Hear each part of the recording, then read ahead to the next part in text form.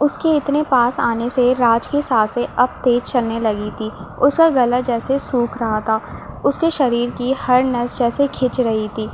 मुट्ठियाँ बिछी हुई थी, जबड़े कसे हुए और नज़रें अब जैसे निया की गहरी और चमकती हुई नज़रों में डूबे हुए थे।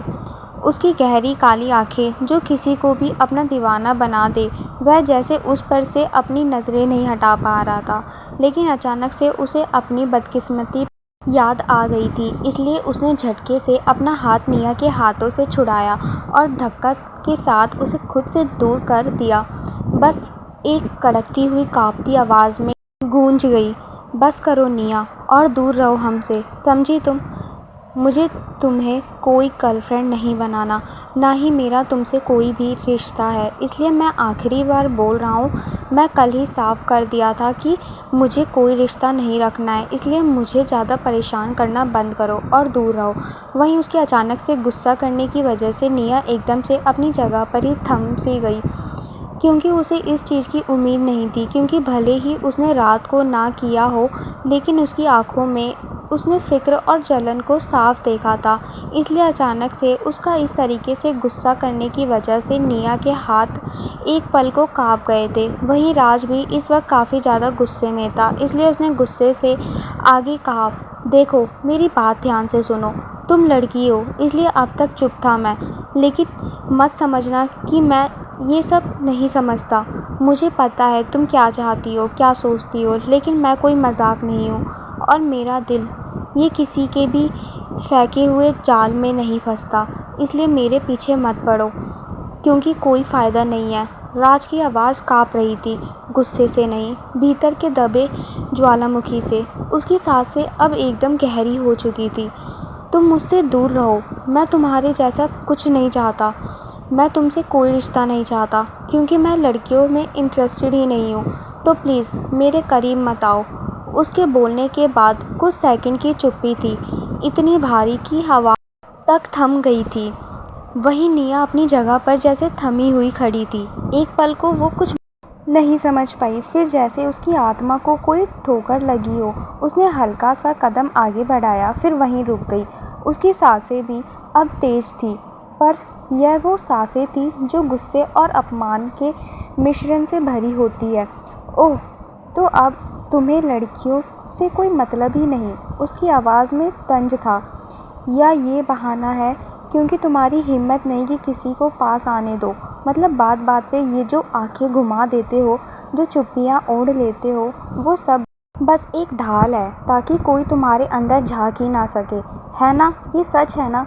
उसकी बात सुनकर राज की सांसें अब और तेज थी। उसका चेहरा गर्म हो रहा था, आंखों की कोरों पर तेज चुभती चमक थी। उसने एक पल को कुछ कहने के लिए होठ खोले, पर उसके अंदर का गुस्सा इतना ज़्यादा था कि वह कुछ बोल ही नहीं पाया, क्योंकि वह उसके साथ कुछ भी गलत नहीं करना चाहता था, क्योंकि अब वो भी थक गया था, लड़ाई से नहीं, अपने भीतर के उस शोर से। मैं जा रहा हूँ, तुम्हें जो सोचना है सोचती रहो, लेकिन मेरे पीछे आने की सोचना भी मत। वो बस इतना कहकर पलटा और क्लास से निकल गया, जिस पर निया बस खड़ी रही और गहरी गहरी सांसें लेती रही। उसके हाथ ढीले पड़ गए थे और दिल खामोशी से चीख रहा था। उसकी आंखें दरवाजे की तरफ थी जहाँ से राज गया था, लेकिन अब वहाँ सन्नाटा था। कुछ पल यूं ही बीत गए, फिर वो धीरे से मुस्कुराई, एक खामोश पर ज़िद्दी मुस्कान के साथ। उसने धीरे से बुदबुदाया, तुम मुझसे भाग सकते हो राज, लेकिन मुझसे बच नहीं सकते।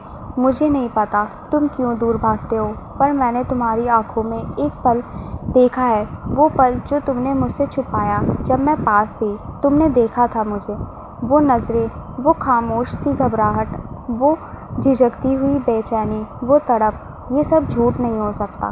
तुम मुझे चाहो या ना चाहो, पर मेरी आंखें झूठ नहीं देखती। वो अब धीरे धीरे अपने डेस्क की तरफ जा रही थी, लेकिन चलते चलते उसके कदम अब तेज होते जा रहे थे, जैसे उसका दिल किसी तूफान की तरफ बढ़ रहा हो। मुझसे भागने की कोशिश कर लो, लेकिन मैं कोई भी साथ नहीं छोड़ूंगी, फिर चाहे कुछ भी हो जाए। अब तुम मेरे पीछे नहीं राज, मैं तुम्हारे पीछे हूँ, और अब मैं तुम्हें ऐसे ही नहीं जाने दूंगी। मैं भी देखती हूँ तुम मुझसे कितना भागते हो। और वह गुस्से से जाकर अपनी डेस्क पर बैठ गई। उसने राज वाली जगह पर गुस्से से घूरकर देखा और फिर उसके ब्लेज़र की तरफ देखने लगी जो कि उसके हाथ में था। वह ब्लेज़र को देखकर थोड़ी सी शांत हो गई। उसका गुस्सा अब पिघलने लगा था। वह धीरे धीरे अपने आप को समझा रही थी। उसकी निगाहें राज की उस खाली कुर्सी पर जा टिकी, जैसे अब भी उम्मीद हो कि वो बस दरवाज़ा खोले और लौट आए। फिर उसकी निगाहें उसके ब्लेज़र पर टिक गई जो अब भी निया के हाथों में था। वो ब्लेज़र मानो राज की मौजूदगी का कोई अंतिम टुकड़ा था। उसके रेशमी कपड़े में राज की गंध थी, उसकी गर्माहट थी और शायद थोड़ी सी झलक उस राज की भी थी जिसे वह जानना चाहती थी। उसने ब्लेज़र को धीरे से अपनी गोद में रखा। एक फीकी सी मुस्कान उसके होठों पर उभरने लगी, लेकिन तभी दरवाज़ा एक ज़ोरदार आवाज़ के साथ खुला। वहाँ पर का दरवाज़ा खुला, जिस वजह से अचानक से निया चौंक गई थी। लेकिन अचानक से दरवाजे पर खड़ी हुई उस शख्स को देखकर उसकी आंखें एकदम से ठंडी भी हो गई थी। दरवाजे पर सोनाली खड़ी थी, उसकी आंखें गुस्से से लाल, चेहरा तमतमाया हुआ जैसे अभी किसी को फाड़ कर रख देगी। उसके बाल बिखरे हुए थे, सांसें तेज थी और उसकी आंखें सीधे निया पर टिकी थी। उन आंखों में नफरत थी और आग भी। बिना एक शब्द बोले सोनाली ने ठक ठक करती हुई हिस्क की आवाज़ के साथ क्लास के बीचों बीच चलना शुरू किया। हर कदम में जैसे तूफान उड़ रहा हो, हर हरकत में एक बेकाबू तड़प। वही उसे देखकर निया के चेहरे पर कोई भी एक्सप्रेशन नहीं थे। वह बस अपनी उन्हीं खाली आंखों से उसे देख रही थी।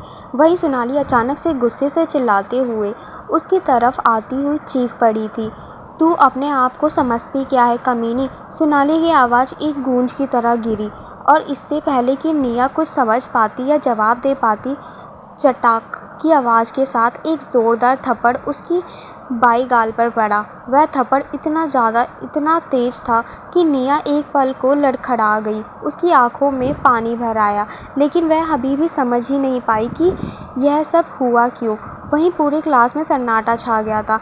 वहीं निया अपनी जगह पर जड़ गई थी। उसका चेहरा एक तरफ झुका हुआ था, गाल पर सोनाली की उंगलियों के निशान गर्म थे और उसकी आंखों में सैकड़ों सवाल तैर रहे थे। तुमने ऐसा क्यों किया?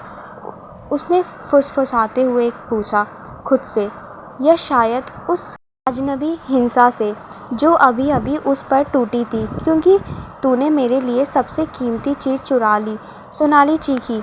उसकी आवाज़ अब काँप रही थी, जैसे उसके अंदर की कोई गांठ टूट गई हो। नेहा की आंखें एक पल को चौंक कर फैल गई थी, जैसे यकायक किसी ने उसे नींद से जगा दिया हो। लेकिन ये नींद नहीं थी, ये अपमान का खौफनाक झटका था। उसका चेहरा सुन्न हो गया था, लेकिन उसके भीतर लावा खौल उठा था। उसके होंठ कांपने लगे और आंखें अब एकदम लाल थी, खून की तरह। उसके होठों पर अचानक से एक मजाकिया मुस्कुराहट आ गई थी और उसने अपने चेहरे को सीधा किया और एकटक सोनाली की तरफ देखना शुरू किया। क्या कहा तूने? तेरी चीज़? आखिरकार तेरे पास ऐसा क्या है जो लेने के लिए मैं तेरे पीछे आऊँगी? आखिर तुम्हारी हिम्मत कैसे हुई मुझ पर हाथ उठाने की? उसकी आवाज़ किसी तूफान के शांत केंद्र जैसी थी, गहरी, धीमी और बेहद खतरनाक। और इससे पहले कि कोई कुछ समझ पाता, निया ने सोनाली का गला एक झटके से पकड़ लिया, जिसे देखकर अचानक से सोनाली के पीछे से आती तितलियाँ और कुछ लड़कियाँ जो अभी अभी आई थी, यह सब देखकर सब अपनी जगह पर थम गई। यह सब देखकर सभी लोगों में खुसर-खुसर होने लगी थी कि आखिरकार यहाँ पर हो क्या रहा है। सन्नाटा टूट नहीं रहा था, बल्कि दम घुटा रहा था। वहीं अचानक से निया ने इस एक्शन से सोनाली की आंखों में हैरानी थी, लेकिन डर नहीं। वो खुद भी आग थी और आग से आग टकरा चुकी थी। छोड़ मुझे। तू होती कौन है मुझसे सवाल करने वाली? आखिर तेरी इतनी हिम्मत कैसे हुई राज को प्रपोज करने की? सोनाली ने झटक कर अपना गला छुड़ाया और दहाड़ते हुए बोली, मैंने कहा था वो सिर्फ मेरा है, मेरा, समझी तुम? वहीं जैसे ही निया ने यह सुना, वैसे ही उसके कानों में यह आवाज़ कांच की तरह चुभी। वह एक झटके में आगे बढ़ी। क्या कहा तूने? फिर से बोल, वो क्या है? उसे एक झटके से अपने पास आते हुए देखकर सोनाली भी डर गई थी, लेकिन उसने वापस से गुस्से से साथ कहा, हाँ वो मेरा है, सिर्फ मेरा। और उससे इसी बात के साथ वापस से एक थप्पड़ की आवाज़ पूरी क्लासरूम में गूंज उठी थी, जिस वजह से अचानक से सभी लोग चौंक गए थे। पूरा कमरा जैसे कांप गया। वही सोनाली ज़मीन पर जा गिरी और उसके मुंह से गुस्से से निकला, निया यू बिच। इसके आगे वह कुछ कहती कि तभी निया ने गुस्से से कहा, शट योर माउथ स्लट। कोई इंसान तेरी जागीर नहीं होता, समझी? वो कोई प्रपोज नहीं है। जो तेरा हो गया उस दिन की बेइज्जती भूल गई क्या? उसने साफ साफ कहा था कि वो तुझे बिल्कुल भी नहीं जानता, तो तेरा कैसा हो गया? नेहा की आवाज़ में अब गुस्से के साथ साथ आंसुओं की जलन भी शामिल थी। इतने में सोनाली की दो तितलियां, वहीं उसके पास चलने वाली दो सहेलियां भागकर पास आई। एक ने गुस्से से लेकिन डरते हुए निया से कहा, तुम पागल हो गई हो क्या? क्या कर रही हो तुम? लेकिन इससे पहले कि वो अपनी बात पूरी कर पाती, निया ने उसकी तरफ घूरते हुए गुस्से से उसकी कलाई पकड़ी और झटक कर बोली, बीच में मत पड़, नहीं तो तुझे भी नहीं छोड़ूंगी। निया की आंखें गुस्से से जल रही थी, जिसे देखकर वो लड़की डर के मारे पीछे हट गई।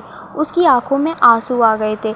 दूसरी सहेली डर के मारे दरवाजे के पास जा खड़ी हुई थी, लेकिन निया अब भी कांप रही थी, गुस्से से, डर से या खुद पर लगे सवालों से। ये कहना मुश्किल था। उसके हाथ अब भी कांप रहे थे, लेकिन होंठ फड़फड़ा रहे थे। फिर भी उसने खुद को मजबूती से खड़ा रखा, लेकिन उसकी सांसें बेतरतीब थी। उसने गुस्से से सोनाली को देखा और वहां से जाने के लिए अपना बैग और ब्लेज़र उठाया कि तभी सोनाली ने गुस्से से कहा, रुक, कहाँ जा रही है? डर गई क्या? लेकिन एक बात याद रख, तूने जो आज किया है ना, देख लेना, इसकी बहुत बड़ी कीमत चुकानी होगी। मैं तुझे नहीं छोड़ूंगी। निया का दिल धड़क गया। वह अचानक से रुक गई थी। ये डर नहीं था, ये अपने आप पर नियंत्रण था। उसे महसूस हो गया था कि अगर उसने एक कदम और आगे बढ़ाया तो शायद वो खुद भी उस हद को पार कर देगी जहाँ से इंसान खुद पर शर्मिंदा होता है। उसने एक लंबी सांस भरी, फिर सीधे सोनाली की आंखों में देखते हुए कड़े लेकिन शांत लहजे में कहा, तुझे लगता है मैं तुझसे डर जाऊंगी? उसकी आवाज़ अब भी काँप रही थी, लेकिन वो डर की नहीं, आत्मसम्मान की आग थी। लेकिन हाँ, इतनी नफरत देखकर तुम पर दया ज़रूर आती है। उसकी आंखों में अब आंसू थे, लेकिन वो कमज़ोर नहीं, बल्कि खुद को रोकने की ताकत के आंसू थे। इतना कहकर वह मुड़ी और गुस्से से जाने लगी, लेकिन सोनाली तो जैसे पागल हो चुकी थी। वह गुस्से से कांपते हुए दहाड़ी, रुक जा साली, मैं तुझे आज छोड़ने वाली नहीं हूँ। और जैसे ही वह निया की ओर बढ़ी और उसे पकड़ने के लिए हाथ आगे बढ़ाया, तभी एक कड़क गूंजती हुई आवाज़ पूरी क्लासरूम में गूंज उठी, निया और सोनाली, तुरंत वहीं रुकिए। पूरे माहौल में जैसे एक झटका लग गया। सभी स्टूडेंट अपनी जगह पर टिक गए। सोनाली के चेहरे का रंग फीका पड़ गया। दरवाजे पर कॉलेज के डीन प्रोफेसर अर्जुन मल्होत्रा खड़े थे। उनकी आंखों में कोई भाव नहीं थे, सिर्फ एक धड़कती हुई चुप्पी थी। उनके पीछे कॉलेज की एक सीनियर लेक्चरर डॉक्टर सीमा बत्रा जी खड़ी थी, जिनके चेहरे पर शर्म और निराशा दोनों थी। क्या यही सीखने आए हो तुम लोग यहाँ? प्रोफेसर मल्होत्रा की आवाज़ अब सीधी हुई, लेकिन बेहद कड़ी थी। कॉलेज को अखाड़ा बना दिया था। सभी छात्र जैसे सांस लेना भूल गए। वहीं निया और सोनाली दोनों ही अब चुप थी। एक की आंखों में गुस्सा जमा हुआ था, तो दूसरी की आंखों में अब पछतावे की परछाइयाँ। डीन प्रोफेसर अभी बिना एक शब्द बोले, उसका आदेश किसी जज के फैसले जैसा अंतिम था। यह बोल वह सबको घूरते हुए वहाँ से चले गए। वहीं उनके जाने के बाद सभी ने सांस ली। रयाना पांडे, तो क्या होगा आगे? क्या करेंगे डीन? सुबह का समय, 8 बजे। कॉलेज की अनुशासन समिति, डीन का ऑफिस, कॉरिडोर की दरवाजों के बीच एक भारी खामोशी पसरी हुई थी। निया और सोनाली दोनों सिर झुकाए डीन ऑफिस में खड़े थे, लेकिन उनके भीतर जैसे एक तूफान अब भी सुलग रहा था। कॉलेज का स्टाफ रूम आम दिनों की तरह हलचल से भरा नहीं था, बल्कि डीन ऑफिसर के बाहर खड़े हुए प्रोफेसर अब चुपचाप उन्हें देख रहे थे। अंदर की हवा जैसे ठंडी नहीं थी, बल्कि डरावनी महसूस हो रही थी। बैठो, यह सब जैसे कमरे की हवा में भरी पत्थर बनकर गिरी। अर्जुन मल्होत्रा, कॉलेज के सबसे अनुशासन प्रिय, सख्त और सम्मानित प्रोफेसर, बिना सिर उठाए बोले थे। लेकिन फिर भी उनकी आवाज़ में ऐसा वजन था कि दोनों लड़कियां एक पल को सुन रह गई। निया ने चुपचाप कुर्सी खींची। उसकी आंखें झुकी हुई थी, फिर भी चेहरा तन कर बैठा था। उसके भीतर फनते गुस्से और डर का अजीब तालमेल था। वो अपनी सांस थामे बैठी थी। सोनाली दूसरी कुर्सी पर बैठी, लेकिन उसकी सांसें बेकाबू थी। चेहरा अब भी क्रोध से तप रहा था। होठ सूख चुके थे, लेकिन आंखों में अब डर की परत चढ़ने लगी थी। कमरे में एक पल को सन्नाटा था। सिर्फ घड़ी की टिक टिक सुनाई दे रही थी। फिर अर्जुन मल्होत्रा ने धीरे से अपना चश्मा उतारा और दोनों को एक एक करके देखा। उनकी आंखों में वही नज़र थी जो सच को आर पार देख लेती है। क्या मैं जान सकता हूँ? उनकी आवाज़ अब धीमी थी, लेकिन उनके नीचे एक ज्वालामुखी था कि कॉलेज में लॉबी में तुम दोनों के बीच क्या तमाशा हो रहा था। निया ने नज़रें नहीं उठाई, लेकिन उसकी उंगलियां मुट्ठी में कसने लगी। सोनाली के होठ भींचे और एक बार पलकों को झपकाया, लेकिन कुछ नहीं बोली। क्या तुम्हें लगता है? प्रोफेसर की आवाज़ अब ठंडी लेकिन तीखी थी कि इस कॉलेज की इमेज और इसकी रेपुटेशन, वो सब कुछ सिर्फ एक मजाक है? क्या इसी दिन के लिए तुम्हारे माता पिता ने तुम्हें यहाँ भेजा है? अब तक दोनों लड़कियाँ एक दूसरे को देख भी नहीं रही थी। कमरे का तापमान मानो गिर गया था, लेकिन उनके शरीर पसीने से गीले हो चुके थे।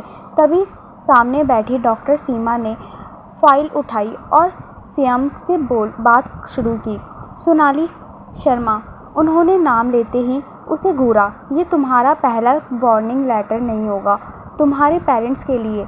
सोनाली की आंखें एक पल को खुली रह गई। दो बार पहले भी उसने अपने क्लासमेट को धमकाया है, और अब कॉलेज के परिसर में सार्वजनिक लड़ाई। उनकी आवाज़ सधी हुई थी, लेकिन शब्द जैसे सीधे नसों पर वार कर रहे थे, जिससे सोनाली के अंदर गुस्सा बढ़ता जा रहा था।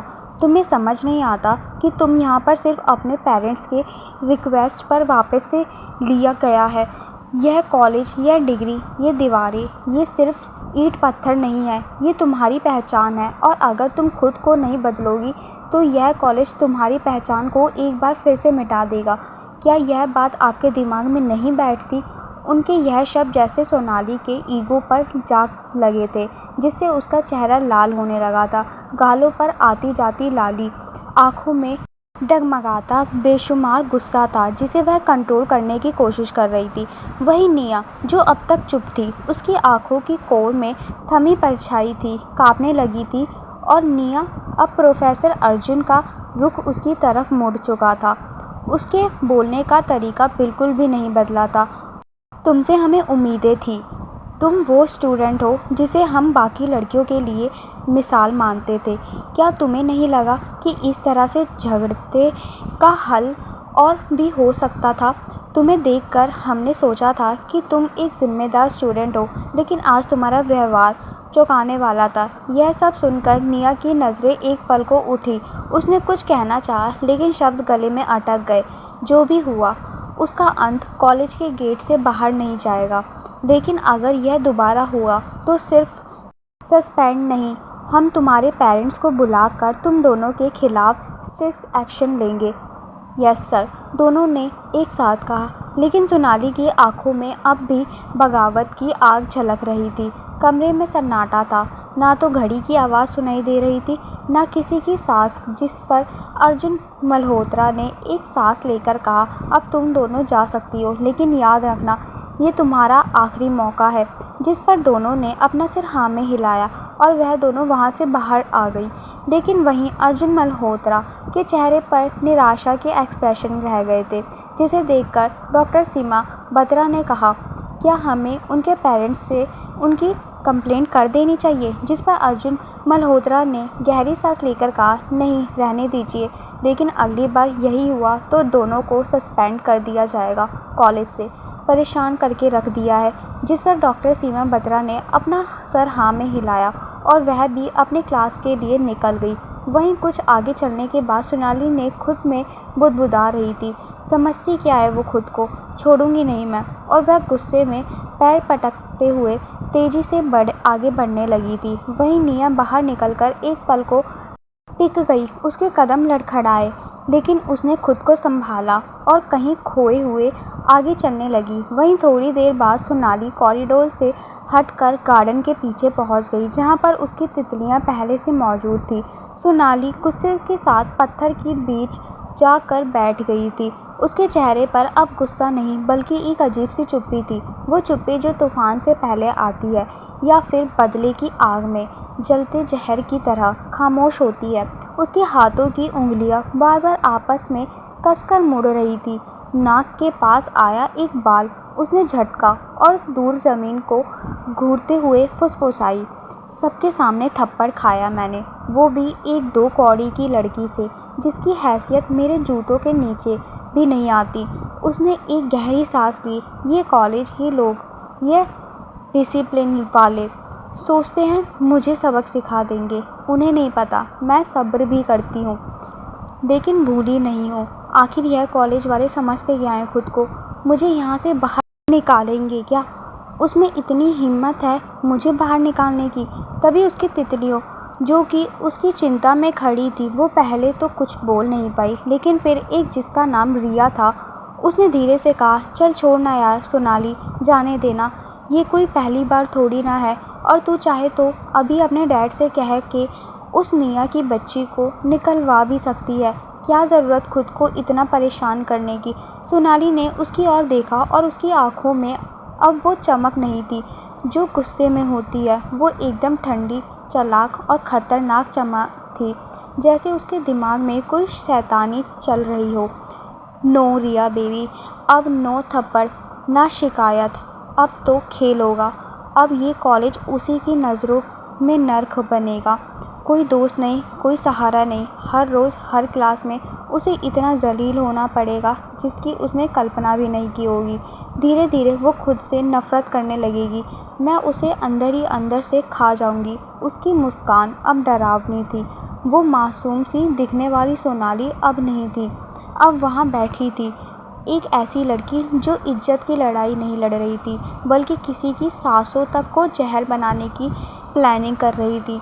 उसे बर्बाद करूंगी, बाहर से नहीं अंदर से, ताकि जब वो मुस्कुराए भी तो अंदर चीख निकल रही हो। उसका जीना हराम कर दूंगी। उसकी मुस्कुराहट एकदम हल्की थी लेकिन उसमें नफ़रत किसी शहद की तरह टपक रही थी।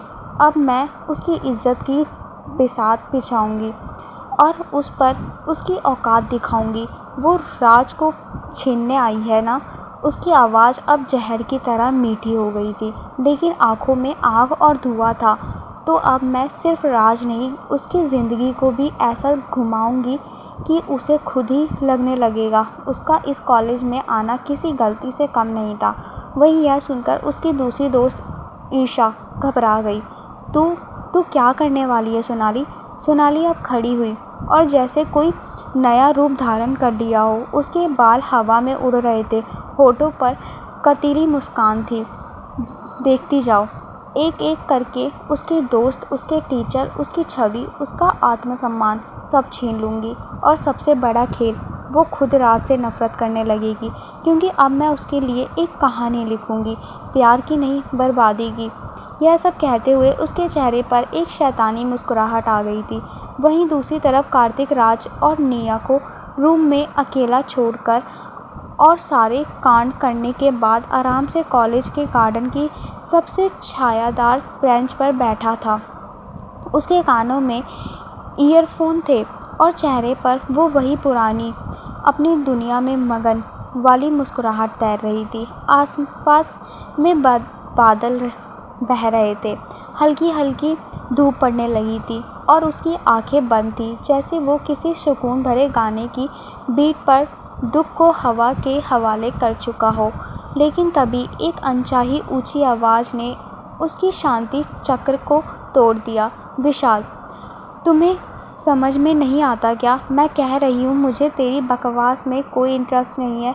आंखें खोली बिना भी कार्तिक को पता था ये आवाज़ रागिनी की थी और जाहिर है आवाज़ का टोन बताता है कि विशाल कहीं आसपास ही है या उसके साथ ही था, जिस वजह से उसने ना चाहते हुए भी अपनी आंखें खोली और देखा। दूर से विशाल और रागिनी आते हुए बिल्कुल वैसे ही लड़ाई कर रहे थे जैसे कोई मिडिल क्लास मोहल्ले में तो पक्के दोस्त या छुपे हुए कर्ज वाले करते हैं। विशाल के चेहरे पर वही शरारती मुस्कान थी और वह रागिनी को हल्का हल्का चिढ़ाते हुए उसकी हर बात में हाँ लेकिन जोड़ रहा था। ओफ़ो यार रागिनी, तुम जब गुस्से में आती हो ना तो सच में लाल मिर्ची लगती हो, ऐसी खतरनाक वाली जो दिमाग ही फोड़ दे। विशाल ने हमेशा की तरह इस बार भी उसे छेड़ना बिल्कुल भी नहीं छोड़ा था। वह अभी भी उसे परेशान कर रहा था। वहीं रागिनी उसकी बातों से चिढ़ जा रही थी। वह देखने में बहुत खूबसूरत लग रही थी। उसने आज पिंक टॉप के साथ वाइट जीन्स पहनी हुई थी। उसके बालों को उसने पोनीटेल किया हुआ था और उसके ऊपर टेडी बियर की क्लिप लगा रखी थी, जिस वजह से वह काफ़ी ज़्यादा क्यूट भी लग रही थी, जिस वजह से कार्तिक की नज़र एक पल को जैसे उसी पर ठहर गई थी। वहीं रागिनी ने पलटकर गुस्से से विशाल के पीठ पर एक मुक्का मारते हुए कहा, तुझे मिर्ची चाहिए ना, तू वही खा, मिर्च का अचार डाल, लेकिन मुझे बख्श दे वरना तेरा सर ज़रूर फोड़ दूंगी। मैं आज सही में गुस्सा मत दिला मुझे। जिसे सुनकर कार्तिक ने मुंह बनाते हुए धीरे से ईयरफोन कान से निकालने और खुद से बड़बड़ाया, आ गए ये 2 मिर्ची हल्दी के पैकेट, अब शांति गई काम से। वही रागिनी की बात सुनकर विशाल ने अपनी पीठ को सहलाते हुए बोला, क्या है मारती ही रहती है, इतनी ही लड़ाई करनी है तो फाइटिंग रिंग में चलते हैं ना, वहीं 2-2 हाथ करेंगे। जिस पर रागिनी ने उसे घूरते हुए कहा, तुझे मरने से डर नहीं लगता क्या, इतना मारती हूँ फिर भी पीछे ही पड़ा रहता है। विशाल ने बड़े स्टाइल में बाल पीछे करते हुए कहा, लेकिन तू मारती कहाँ है, तू बस छूती है, क्योंकि मुझे तो इसका असर भी नहीं होता, समझी। अबे ओ शायरी बाबा, रागिनी चिल्लाई और उसकी गर्दन की ओर झपट पड़ी। दोनों की इस नोकझोंक को गार्डन के कुछ और स्टूडेंट भी हंसते हुए देख रहे थे। रागिनी और विशाल अब तक मजाकिया लड़ाई में उलझे थे, गार्डन की रौनक बनकर हंसी बिखेरते आ रहे थे, लेकिन जैसे ही उनकी नज़र सामने बैठे कार्तिक पर पड़ी, हर चीज़ थम गई। एक पल को हवा भी जैसे ठहर सी गई थी। रागिनी के चेहरे से मुस्कान पिघल कर गिर गई थी। उसकी आंखें अब गहराई से ठंडी हो चुकी थी। उसमें कोई रंग नहीं बचा था सिवाय एक शख्स नाराज़गी के।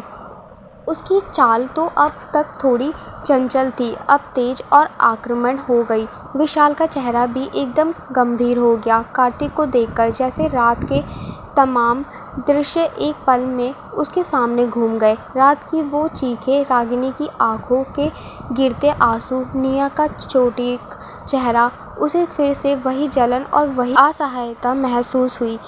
उसके भीतर उठते गुस्से ने उसके हाथ में एक धीमे धीमे कसे जा रहे पंच की शक्ल ले ली। वह चल रहा था, लेकिन उसकी नज़रें कार्तिक के चेहरे को छेद रही थी। कार्तिक ने भी जैसे हवा का रुख भाप लिया था। उसके चेहरे की हंसी खुद ब खुद गायब हो गई थी। उसने रागिनी और विशाल के चेहरे की ओर वो बर्फ़ जैसी शांति थी देखी, जिसमें लावा छिपा था, लेकिन उसे यह देखकर उसके अंदर भी जैसे गर्मी चढ़ने लगी थी। एक पल के लिए उसकी सांसें भारी हो गई और उसके कानों में अब ईयरफोन से आता गाना भी शोर सा लगने लगा था। विशाल अब महज कुछ कदमों की दूरी पर था। उसकी मुट्ठी कस चुकी थी। वह कुछ कहने से पहले कुछ कर देना चाहता था, लेकिन तभी रागिनी ने एक झटके से विशाल का हाथ पकड़ा। छोड़ रागिनी, मैं इसका सर फोड़ देना चाहता हूँ। विशाल कुछ बोलता उससे पहले ही रागिनी ने उसकी कलाई और ज़ोर से पकड़ ली और फुसफुसाकर बोली, चुप कर समझा, मुझे अब और कोई तमाशा नहीं चाहिए। वो इस लायक नहीं कि मेरी एक और आंसू भी देखे।